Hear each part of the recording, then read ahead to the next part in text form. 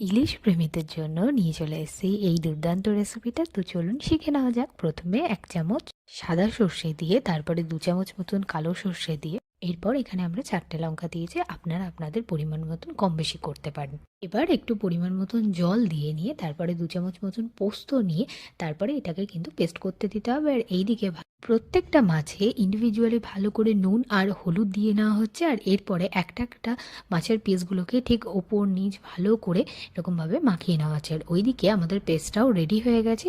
দেখুন, প্রত্যেকটা ইলিশ মাছের ওপর কিন্তু একটা একটা করে লঙ্কা দিয়ে নেওয়া হয়েছে। আর তারপরে এই যে পেস্টটা তৈরি করা হয়েছে ওটাতে ভালো করে মিক্স করে নেওয়া হচ্ছে এপিঠ থেকে ওপিঠ। এরপরে আমরা এখানে বাটি ইউজ করছি, আপনারা চাইলে টিফিন বক্সও ইউজ করতে পারেন। আর এবার যে মাছের মধ্যে যে মিশ্রণটা আমরা মাখিয়েছিলাম সেই মাছগুলোকে এক এক করে আমরা বাটির মধ্যে রেখে দিচ্ছি। এবার যে থালাটা আমরা মিক্স করেছিলাম সেই থালার মধ্যে অল্প একটু জল দিয়ে তার এই মাছগুলোর মধ্যে দিয়ে দিলাম। আর এরপরে সর্ষের তেল ছড়িয়ে দেওয়া হলো।